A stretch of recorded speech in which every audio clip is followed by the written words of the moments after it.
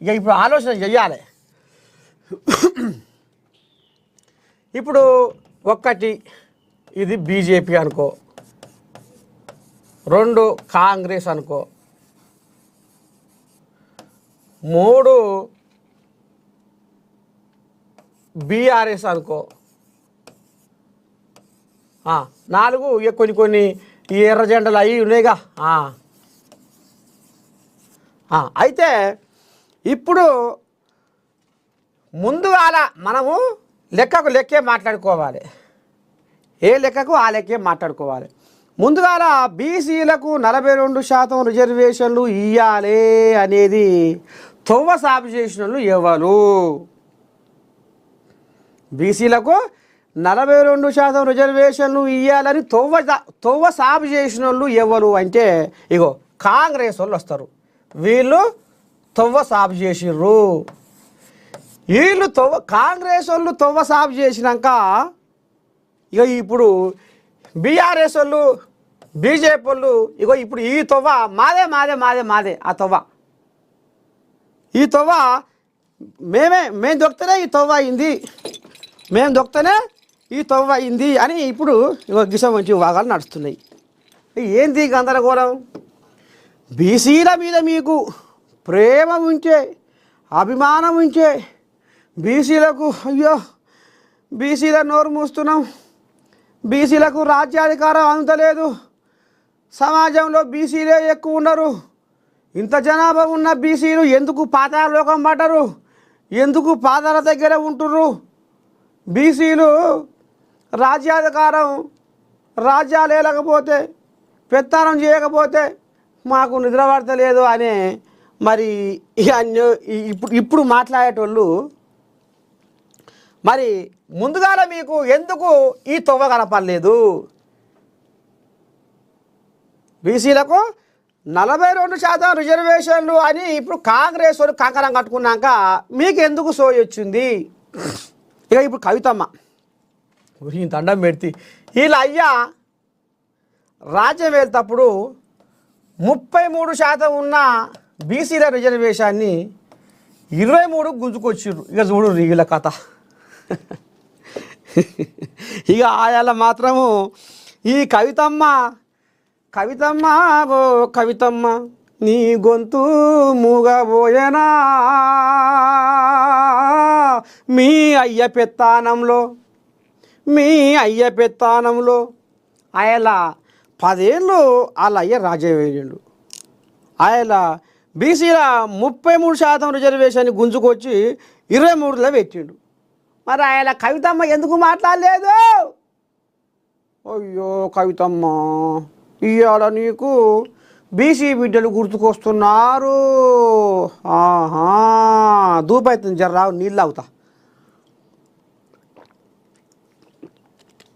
అయితే నేను నిన్న ఇప్పుడు కవితమ్మ బువ్వ తినకుండా బుగ్గి తినకుండా నీళ్ళు తాగకుండా పచ్చి మంచినీళ్ళు కూడా ముట్టకుండా 72 గంటల నిరాహార దీక్ష అని ధర్నా చౌక్ కాడ కూర్చుంది కవితమ్మ. నిన్న ఎప్పుడు పెట్టింది ఆ మీటింగు? ఎప్పుడు స్టార్ట్ కావాలి?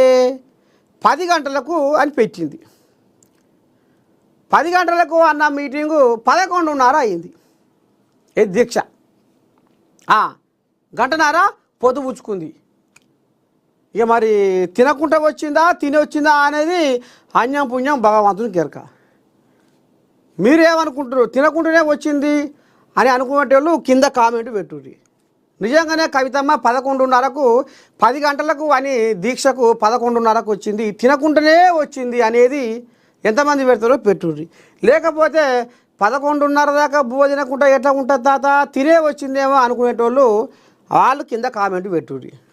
చూద్దాం అంటే బలం ఇటు ఒరుగుతుందా అటు ఒరుగుతుందా? నిజంగానే కవితమ్మకు బీసీల మీద ప్రేమ ఉండి బువ్వ తినకుండానే వచ్చిందంటోళ్ళు ఎంతమంది? నిజంగానే కవితమ్మకు బీసీల మీద ఏపాటి ప్రేమ ఉంది, ఎట్లటి సంగతి ఏంది? మరి ఆనాడు ఈ బీసీల గురించి ఎందుకు కొట్లాడలేదు? ఇదంతా ఒక నాటకమే అనుకునేటోళ్ళు కొంతమంది. ఇక్కడ సంఖ్య ఎంత వస్తుందో అక్కడ సంఖ్య ఎంత వస్తుందో చూద్దాం. ఇక అదే వాళ్ళ అయ్యా పెత్తానం చేసేటప్పుడు 33% రిజర్వేషన్ 23 గుంజుకొచ్చినప్పుడు కవితమ్మ ఎందుకు రోడ్డెక్కలేదు? కవితమ్మ ఎందుకు దీక్ష చేయలేదు? కవితమ్మ ఎందుకు ధర్నా చేయలేదు? కవితమ్మ ఎందుకు రైలు రోకో చేయలేదు?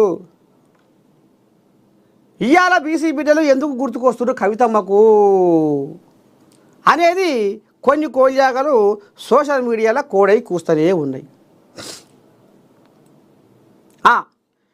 ఇక నేను కూడా నిన్న పోయి ఆడికొచ్చిన జనాలతో మాట్లాడిచ్చిన ఉంది. ఇప్పుడు అది యూట్యూబ్లోనే ఉంది. కొంతమంది చోటా మోటా లీడర్లు కూడా మాట్లాడారు. అంటే మరి కవితమ్మను కూడా అడుగుదామని దగ్గరికి పోతే కొన్ని కోల్యాగలు తాత ఆడంగరా ఈడంగరా ఆడంగరా అన్నారు. ఆఖరికి వస్తారు కల్లా తీసుకొని పోయి 2 కోల్యాగలు దగ్గరికి పోగానే అమ్మమ్మమ్మమ్మమ్మమ్మమ్మమ్మ వద్దు పోయినకో ఏంది ఇది రా రా రా రా రా రా రా అని బుర్ర విరిచి దగ్గరికి పోగానే వద్దు అంటున్నారు. అసలు ఏంది నేను ఏమైనా మింగుతున్నానా ఏంది పాపము? గదే అడుగుతా. ఏందమ్మ మరి ఎటట సంగతి? మరి దీక్ష పెట్టినావు, మరి దీక్ష సంగతి ఏంది? మరి రేపు మరి నువ్వు మీ అయ్యకు మీ అన్నకు దూరం అయ్యేదో మరి గిట్లా గీ రకంగా ఒంటరి పోరు చేస్తున్నావు, బాగానే తరలాడుతున్నావు కవితమ్మ. మరి రేపు ఏం చేద్దావు అనుకుంటున్నావు? మరి నిన్ను నమ్ముకున్న వాళ్ళకు ఏం చెప్తున్నావు అనేది గయ్యే అడుగుదు. పోయినాకు దగ్గర పోగానే అమ్మో నీ దండం పెడుతూ వద్దు అంటే ఇక వాళ్ళు బచ్చిగాడు ఉండి తాత వద్దంటుంది తాత ఈయన్ని ఆగు తాత అంటే ఆయన అంటే నర్సే తాత నిజాలు ఏం రాగుంచుతాడో ఏమో, ఇంకేం అడుగుతాడో ఏమో ఈ ముసలోడు అమ్మో అని కడుపులో భయం జ్వరపడ్డట్టుంది. అందుకనే తీర మూతికాడు పోగానే ఆపేసి రాడ. ఇలా నర్సయ్య తాత ఎంతమందిని చేసిండు? ఇలా మంత్రుల కాడికి పోతుంటి, ఎమ్మెల్యేల కాడికి పోతుంటి, జనాలకు తిప్పలేంది నువ్వు చేస్తుంది ఏంది? ఈ కథ మొదలమంతా రోజు చెప్తానే ఉంటి, రోజు అడుగుతూనే ఉంటి, వాళ్ళు చెప్తానే ఉన్నారు.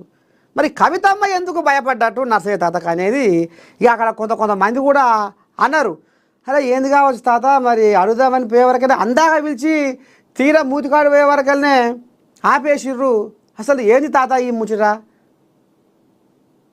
దగ్గర పోగానే నేను ఆపుడు ఏంది ఆడ అనేది చర్చ నడిచింది బయట. ఇంకా మొత్తానికి ఇప్పుడు కాంగ్రెస్ వాళ్ళు సాఫ్ చేసిన తొవ్వలో ఇప్పుడు వీళ్ళు ఉరికొచ్చి ఇంట్లో జ్వరపడుతుర్రు. ఇప్పుడు బీజేపీ వాళ్ళు ఏమంటుర్రు? మేము బీసీలకు మద్దతే ఇస్తాం, బీసీలు అంటే మాకు కూడా పానం పంచప్రాణం బీసీలు అంటే.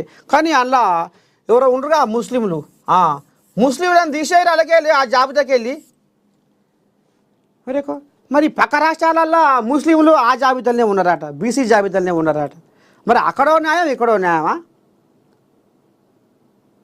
గుజరాత్లో కూడా గిదే కథ అట, ముస్లింలు ఇప్పుడు బీసీల జాబితాలో ఉన్నారట. అంటే మీకో న్యాయం మాకో న్యాయమా అనేది ఇప్పుడు ఇక్కడ కాంగ్రెస్ కోజాగలు లెంకలు కొడుతుంది. ఇక ఈ తొవ్వ సాపైనాక ఈ తొవ్వలో ఎటువంటి మనం పని కల్పించుకోవాలో, మనం ప్రజలలో ఉండాలని ఇప్పుడు కవితమ్మ దారాడుతుంది. కవితమ్మది నిజమైన ప్రేమ బీసీల మీద లేకపోతే నాటకమా అనేది ఇక అది మీకే వదిలిపెడుతున్నా. మీరు కింద కామెంట్ ఏం పెడుతున్నా పెట్టుకోండి. ఇక ఇప్పుడు ఈ తొవ్వ సాఫ్ చేసిన వాళ్ళు బీసీలకు 42% రిజర్వేషన్లు ఇస్తామని మొట్టమొదటిసారి డప్పు కొట్టి సాటింపేసి చెప్పిన వాళ్ళు ఇప్పుడు ఏం చేస్తున్నారు? వాళ్ళు ఇది తాడో పేడ తెలుసుకోవాలని ఇప్పుడు ఇవి ఢిల్లీకి పయనంగా అవుతున్నాయి. ఇక రేపు జంతర్ మంతర్ కాడ మూత మోగిస్తాయట. అసెంబ్లీలో మేము బీసీ బిడ్డలకు మేము మానవత్వంతో మేము బీసీ బిడ్డలకు మేము రిజర్వేషన్కు అని గంగెద్దు లెక్క తలకాయ ఊపిరు అసెంబ్లీలో. ఎవరు? ఇటు బీజేపీ వాళ్ళు ఊపిరు, అటు బీఆర్ఎస్ వాళ్ళు ఊపిరు. మరి ఈ అనొచ్చుగా అట్టట ఉంటుందని ఈ ఎంత మూతికాడు పోయినాక ఇదే ఏదైతే ఈ 42% బీసీ బిల్లు రాష్ట్రపతి గడప దొక్కంగానే ఇక నీ దండం పెడితే ఇక నీకెందుకు గండం అయి కూర్చున్నాయి. ఇప్పుడు ఏ వంక అంటే ఏ లొంక, ఏ వంక అంటే ఏ లొంక అనేది ఇప్పుడు బాగా నేర్చుకున్నారు. ఇగో ఈ రకంగా ఇప్పుడు బీసీ ఇక సెప్టెంబర్ 30 లోపే జరగాలి ఎలక్షన్లు అనేదేమో వాళ్ళు చెప్పుకొచ్చాయి. ఇప్పటికి 2 ఏళ్ళ పొద్దు.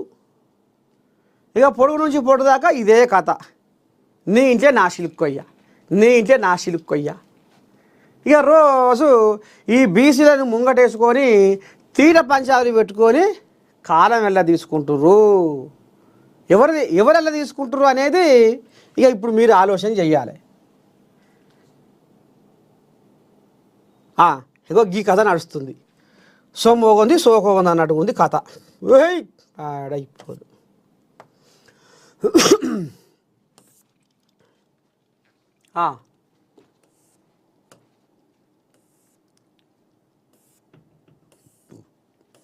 అది ఏమన్నా కానీ జర్రంతా బ్రేక్